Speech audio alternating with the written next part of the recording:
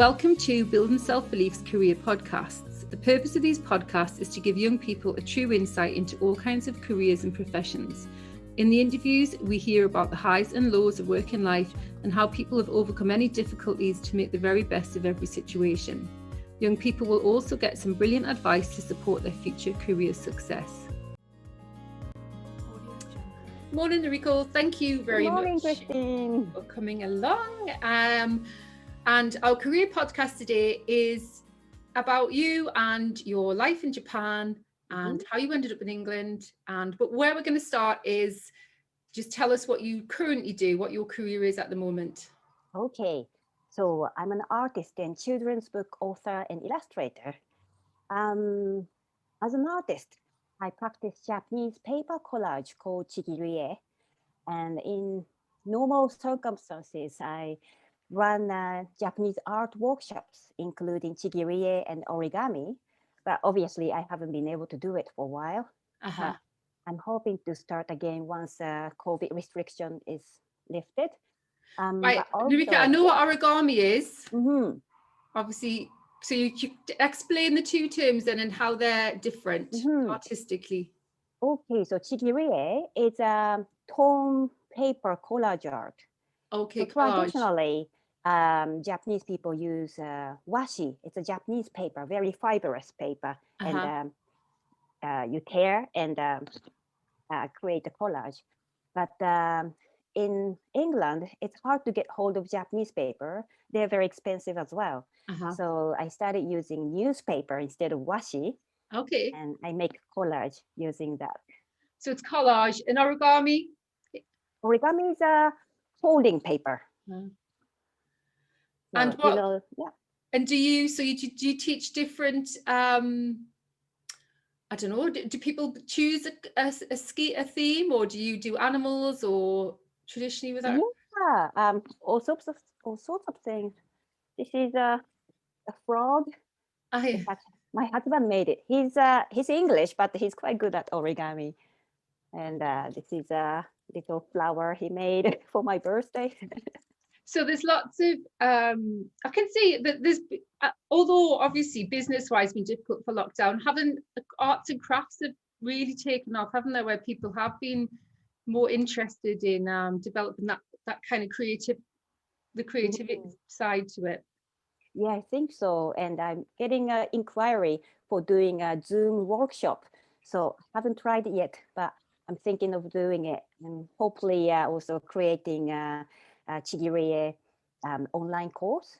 Okay, there are loads of origami video clips on YouTube, so I don't think I need to do it. Right, yeah. Chigirie maybe. Yeah. And what about your writing, and how did you end up as a children's author? Well, it's a long journey. Well, where shall I start? Okay, so children's author.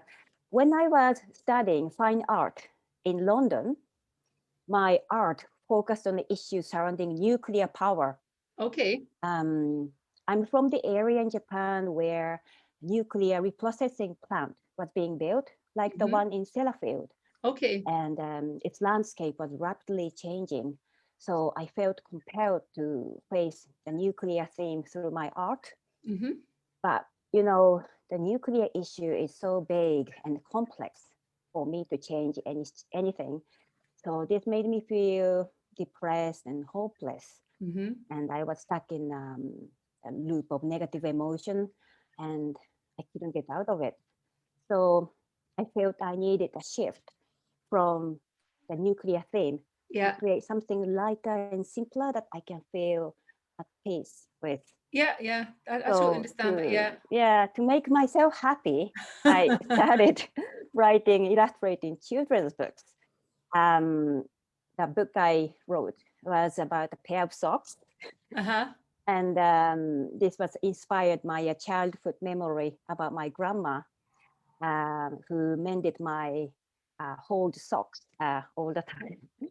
So I started thinking about a pair of socks as a character, and what would happen? What would it be like if one of the socks developed a hole and goes missing one night?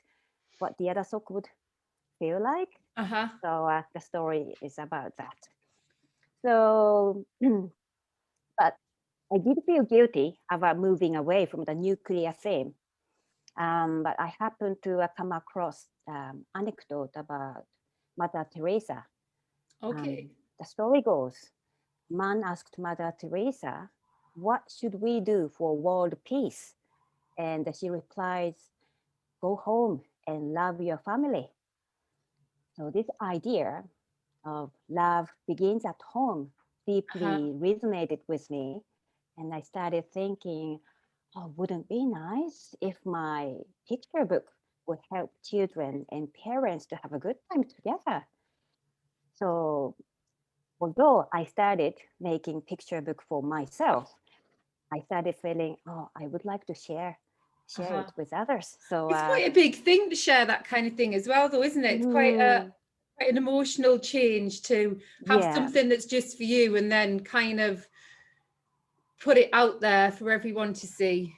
So the first book, I wrote it before my children came along, but after that, I was able to share my books with my children. So that was really nice. So we'll go back to, so how come you ended up in London and studying fine art? What made you make that big shift from Japan to London? Well, first of all, art has been always my passion, but it wasn't straightforward to jump into an art career. So I'm from the countryside in Japan, and although I wanted to be an artist, I was often discouraged to go on an art path. My dad used to tell me that, oh, you can't make a living by drawing pictures. It's so unrealistic. And you even don't have talent for it.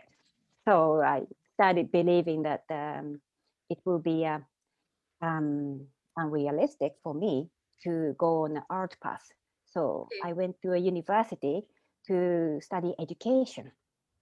Well, I chose education because my parents wanted me to be a school teacher. That's one of the most stable jobs and highly respected job in Japan. So it will be great to be a teacher in my hometown. But while I was at the university, I started getting interested in journalism. So instead of becoming a teacher, I started applying for jobs in TV stations and newspaper companies, and then I was so certain that I would be a journalist and influence the world to be a better place. Then I failed all the job interviews. Oh dear. So Why was that? Why do you think? I think I already had an idea about nuclear power isn't great. So I expressed that through job interviews, and both big companies, mass media, they are sponsored by power companies. So all good. So you learned the hard way that you have to compromise your principles to follow certain professions. But But I thought what's interesting what you say there is that it was your parents that wanted you to be a teacher then. You did, so your heart wasn't in the teaching side to it. I just got so passionate about journalism. Yeah. So I made a shift from teaching to a journalism. But then the door didn't open for me. So I started thinking, maybe this is a good opportunity for me to do something different, something that I've always wanted to do, which is going abroad. I had aspiration to go abroad, but I had never done it. So I started working and saved up money and went to Ireland. Okay. And while I was in Ireland, oh, I loved Ireland. It was great culture, music. I loved Guinness as well. But I met somebody and I fell in love with him. So when I returned to Japan, my mind was set to go back to Ireland. But I needed money and the visa to stay in Ireland. So I thought, oh, what can I do? Then I thought, okay, I will be a Japanese language teacher Okay. because I learned in university about teaching Japanese as a second language. So I thought, okay, I could use that. So I registered myself as a Japanese language teacher with an organization that sends Japanese teachers to various parts of the world. Yeah. And I asked them to send me to Ireland. Unfortunately, Ireland didn't have vacancy at that time. So I have to wait another year to go to Ireland. So I got just a camping job and for the time being. But one day I got a phone call from the organization and they said, would you like to go to Lebanon to teach Japanese? And I thought, oh, Lebanon in the Middle East. So Very different island, that, Noriko. yeah, it is different. But I opened the world map and I thought, Lebanon is closer to Ireland than from Japan. So, okay, I started feeling positive about Lebanon. And they also said, this position became available very interesting way. The the ambassador of Japan to Lebanon got in touch with our organization and told them if they can ask them if they can send Japanese teacher to Lebanon. So he explained that the prime minister of Lebanon contacted the ambassador directly Oh. and then asked him to send a Japanese teacher to a university in Lebanon. This is a new university founded by the prime minister himself. So when I heard, I thought, what a rare opportunity. Plus, Lebanon is closer to Ireland. So I said, yes, I will go to Lebanon. This decision to go to Lebanon was a turning point in my life because in Lebanon, I met people who changed the direction of my life course. So who were they? They were art students. Ah. So in Lebanon, while I was teaching at the university, I had an opportunity to teach Japanese at the Japanese embassy in Beirut. And one day when my class was over, two art students came to me and said, we are making a film for our graduation work. Would you like to take part? And I thought, oh, I've never been in a film before. It sounds fun. So I said, yes. Then through this filmmaking, I got to know a group of art students. And they were so passionate about what they were doing. And looking at them, I thought, oh, I wish I were like them learning art because I have given up art path because I thought it was unrealistic choice for me to go to art school. But in reality, there were art students in front of me and they are pursuing their dream. So I thought, um, it's right that they are pursuing their dream. And I felt shame for myself that I gave up my dream before I even tried. Although I was enjoying teaching in Lebanon, I wasn't totally fulfilled. Yeah, something was missing. Yeah. And deep down inside, something was wanting to come out, but I was suppressing because it was scary. Then I experienced a heartbreak. I was planning to go to Ireland after I finished my contract in Lebanon.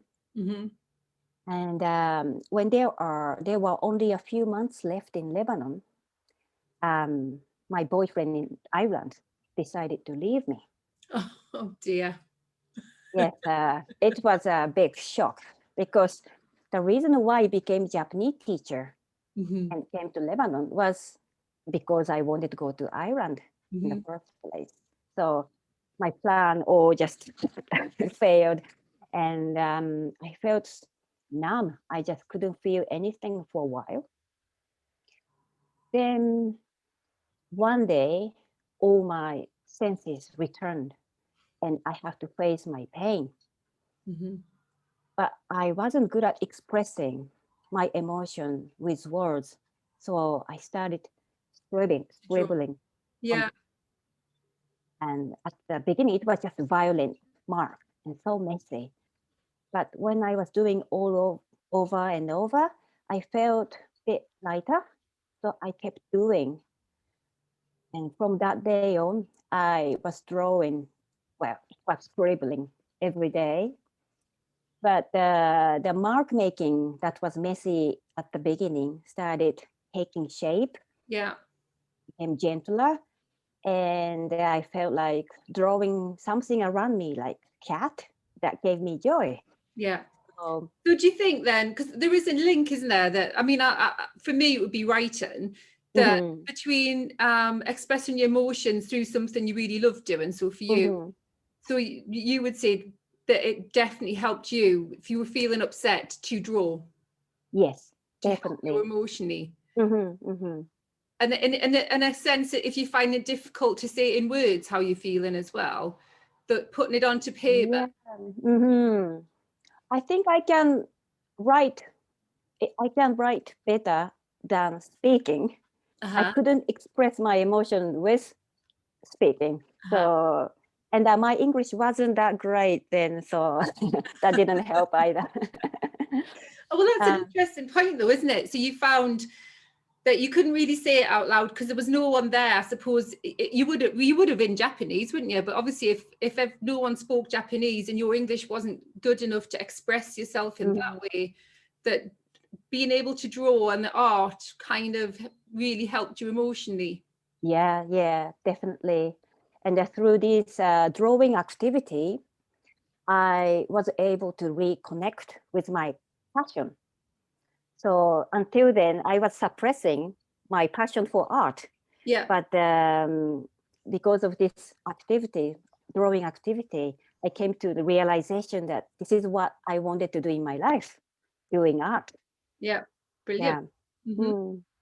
But and then where did you go then? You didn't go to Ireland. Where did you go? Well, so I went back to Japan.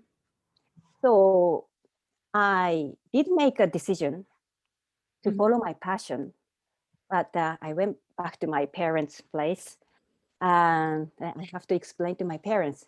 I knew they would be so disappointed with my decision because they didn't want me to be an artist. But when I thought about, well, I could choose the path that they wanted me to walk on. So I could be a school teacher in my hometown. But what would be left for me when my parents pass away in the future? Would I regret that I didn't pursue my dream? Would I blame my parents? I didn't want to live like that. I didn't want to blame anybody for not doing what I wanted. I think that having been to Ireland and Lebanon as well, and having got away, from the village, do you think it was made that even harder for you to stay? Do you think if you'd never gone anywhere else, you might have been more content, or not?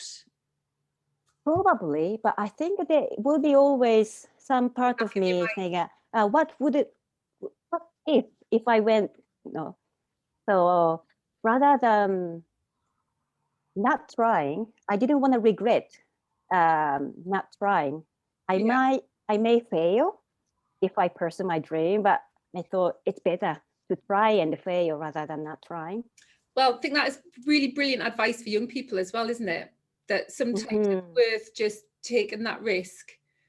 And the outcome, something good would come out of it, wouldn't it? But, not necessarily what you plan, but something good happens. Nothing goes to plan, does it? Hardly ever.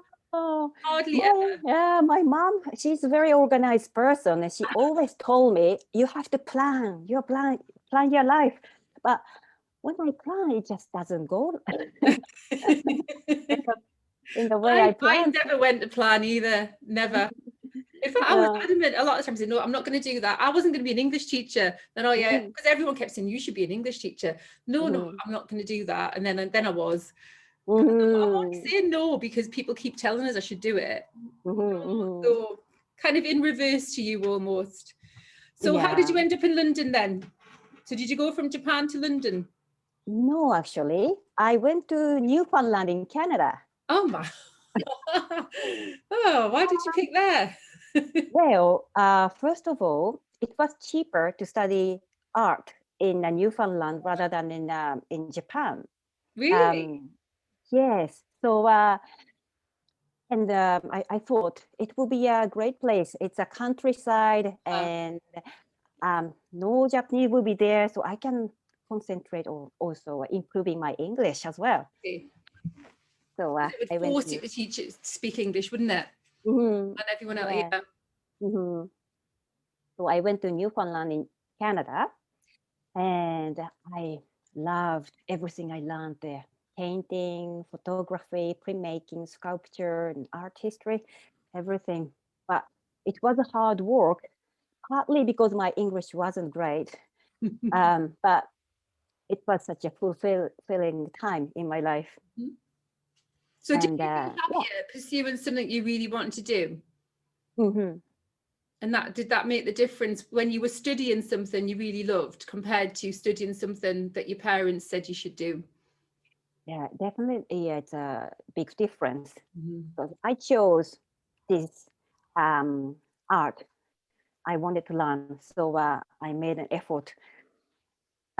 It was really hard to keep up with their English because Newfoundlanders, they speak with dialect as well, so it was hard. But um, yeah, I kept going, and I even won a scholarship with my hard work. Yeah, and I taught Japanese while I was student. That helped me financially, but also my parents who didn't like my decision, but did respect my decision, Mm-hmm. supported me financially. Oh, good. Uh-huh. Yeah, I felt guilty about receiving financial help from my parents, but now I understand that although they didn't like my choice, because they loved me, they helped Helped me you no anyway. matter what. Yeah, so really grateful for this. And lucky as well, because some people, don't get that Yeah, kind of support, do I they? know. Mm-hmm. I was very fortunate. And what And happened next yeah, in Noriko after Newfoundland?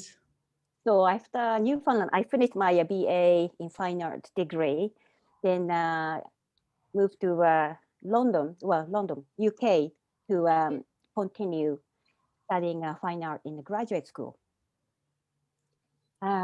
Well, actually, I chose London. I chose England because while I was in Canada, there was a art history course that Mm-hmm. you can learn in England. So it's learning a British art history. And I went there, and then I met somebody. Would you want to explain what art history is as well? Because I think art history is very different, isn't it, to actually to the drawing side of art? Mm-hmm. Well, art history, it's quite broad. Um, from an ancient time, you can like a cave painting. It starts from there, and then to modern world. When I was learning British art history, we learned about YBA in the was it in the 90s? No, when was YBA very popular in England? I don't really know Uh, what is why. Young British artists Oh, like Damien Hirst. there you go. Oh, Damien Hirst. Yeah, yeah. And Yeah. Tracy Emin. They're not even So anymore, though, are they? So Tracy Emin was famous, wasn't she, for her unmade bed? So, and that's yes, yeah. where it was. The debate wasn't it, whether it was art or not? That's right. So it was totally different from my land in Newfoundland. It was more traditional based. So when I learned about YBA, wow, I don't know if it's art or not. No, went to a Tate Modern, and there was a room that you can turn the light on and light off, and that was the art. And oh, I'm not sure about it. I know. Well, I lived in London when the Tate Modern opened, And it was just a huge space, wasn't it? And you could, where we saw some bizarre things, some very traditional things, and then that you would consider easily art, like the paintings, and then some really weird, I can't even describe the weirdest thing because it was very rude. Yeah. So I guess you can call it conceptual art. Yeah.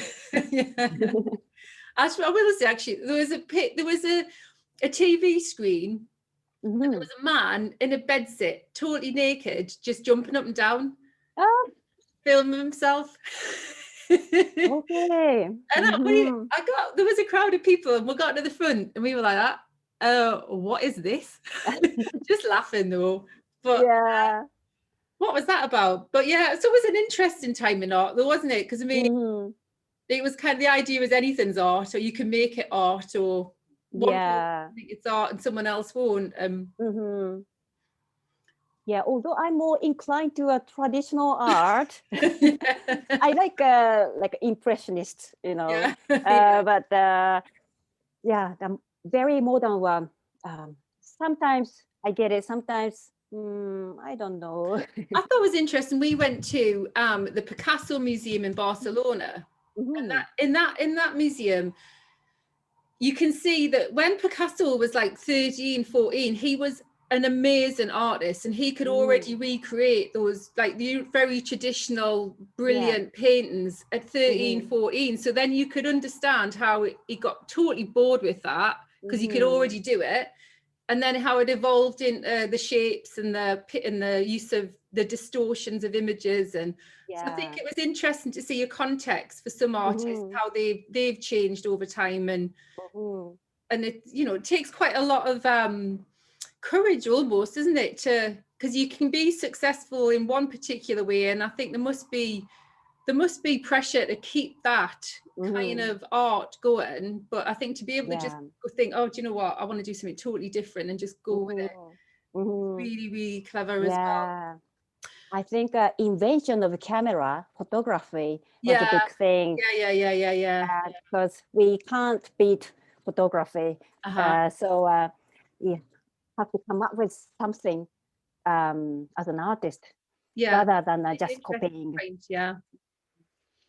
So art history in London, and then you said, did you meet someone else, did you say, there in London? Yes, in Cambridge, actually. Okay. Yeah, when we were visiting Cambridge. So after I returned to Canada, I still kept in touch with this person.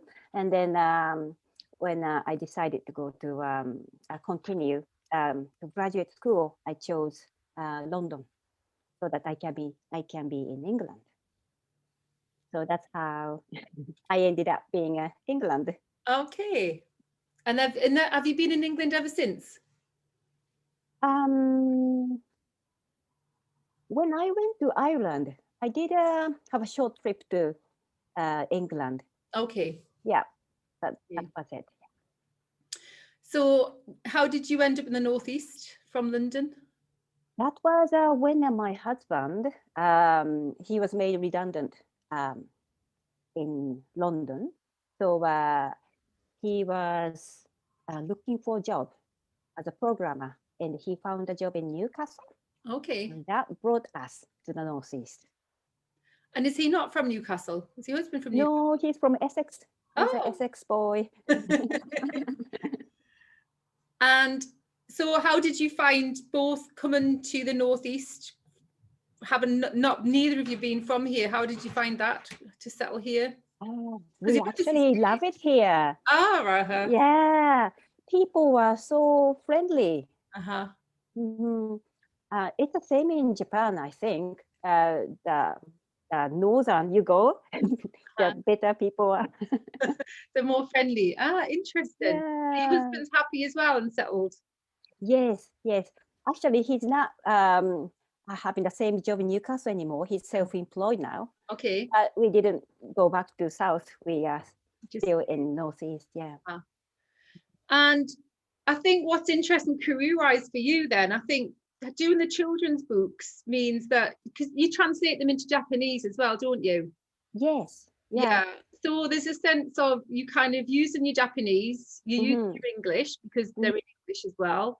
I do the translation of it and your art and expressing yourself through art. So it's almost like you've kind of taken a little bit and like you say, sharing ideas with young people in a kind of more like an educational way almost. Yes. And it's almost like you've taken a little bit of everything that you studied. And then and then your careers and even the teaching, the origami is an element of teaching in there, isn't there? Yes, yeah. And the journalism, although you said that, the idea of nuclear power is a huge concept, but I think children's literature is really interesting because you take a very big concept like that, but you make it really small so that children can relate to it. So you can cover quite difficult topics, can't you? But you can simplify it for children, but they still get an emotional connection through literature, which is why books are so important for young people. So I think it's pretty amazing, really, how you've kind of taken a little bit of everything that you've done. Yeah. And I take it, I get the impression you totally love what you're doing. Yes, I do. Yeah. It wasn't easy to get published, to find a publisher in the UK, but yeah. How did you do that then? How did you find a publisher? So I bought a book called The Writers and Artists Yearbook, which has a full list of English UK publishers. So I made a list of publishers that I like and started sending a submission. I noticed that many publishers actually don't accept submissions from first-time authors. Really? So my list was fairly small. You had to do that research, though. Wasn't easy. No, and as you expect, I got lots of rejection letters. Because I kept getting rejections, I thought maybe my story is no good. I have to start from the beginning, maybe coming up with different story with different kind of illustration style. But then my boyfriend at that time, who's now my husband, said, "Oh, you have to keep going because you just need to find the one person who likes your work. It's a better bet than winning a lottery ticket." And then I thought, yeah, that makes sense. Okay, I keep going. So although I derailed a bit and started doing a different kind of art, which was a chigirie, the Japanese paper collage art, I thought, that would be unique for as an illustrator. So I started doing that. So it's true that I kept doing it still, but I continued to send my original submissions to the publishers. And one day I got an email from an editor saying, "I like your work." And I thought, finally, I found one person who likes my work. But he said that unfortunately, we're not publishing children's book anymore. So he introduced me to independent publisher in Cambridge. So I met up with the publisher and they liked my work. So they were going to publish it. Then they met the financial difficulties. So they decided not to publish my book. Okay. And I was, oh God, I have to start from the beginning. And I wasn't doing for a while anything. Then the editor who liked my work in the first place got in touch with me and said, I decided to set up my own children's publishing company called Troika Books. Yeah. And then my picture book became the launch title for Troika Books. So that's how this book, Bocchi and Pocci, A Tale of Two Socks, came about. Then I continued to illustrate the series of Bocchi and Pocci. Now 3 picture books have been published in the UK, and they have been translated into 6 languages, including Japanese. So which other languages are they translated into? Spanish, Catalan, Chinese, Korean, Vietnamese, and Japanese. Excellent. Yeah, it's really nice feeling that imagining, parent and child cuddling up somewhere in the world with my picture book. Yeah, that's a really good idea. I love the way of thinking about it. And also, so I suppose that, again, it's been the perseverance, hasn't it? And like not giving up has led to the success. It's not an easy route, is it? Kind of children's writing. It might sound like it is, but you've got to, like you say, you've got to really work at it. And it's not even producing the good book isn't even the issue, is it? It's actually, like you say, finding one person who's going to go with it. And For young people who are interested in becoming an author or illustrator, I wanted them to know that I'm not special. The only reason I got published was because I was stubborn and I didn't give up. There's so many. There's a combination of both there. I think you're underestimating yourself there. I think you can be really talented, can't you? But without that perseverance and that really, you're not necessarily going to get anywhere. You've got to have, you've got to be both, haven't you? There's not many people can kind of self-fund, or that you need the publishers, and you need to and also taking the rejection, isn't it? It's not easy. Even J.K. Rowling, she had 13 rejections. No, it's really, I know, it's horrible, isn't it? I mean, and sometimes I'm sure they don't even look at things. I'm sure it's just like, oh yeah, we're not doing children's books at the minute, rejection. It's not like they spent hours and hours poring over it and then thought, oh, it's not for us. I'm sure quite often they just get so many that week and just can't be bothered. But so finally then, I mean, it's been a brilliant insight into your travels and your studies, but what advice have you got for young people? Okay, so if you have a passion and if you believe in it, just keep going. As I experienced, if you follow your passion, even though the door in that direction doesn't open, another door will open and will give you opportunity. So I want them to believe in your passion and pursue it. So don't walk on a path that somebody wanted you to walk on, but choose the path you want to walk on. Find your own path. That's brilliant advice. Thank you very much for today. I totally appreciate your time. It's some really interesting ideas and concepts for us to think about. Thank you very much. Well, thank you so much for having me today. It was really a pleasure to talk to you. Thank you for joining us today. If you're interested in learning more about other careers, please go to our website at buildingselfbelief.org, where you can find many more examples of great career paths to potentially take. If you need any advice about anything we've discussed in the podcast, please get in touch. Our purpose is to support young people whenever we can.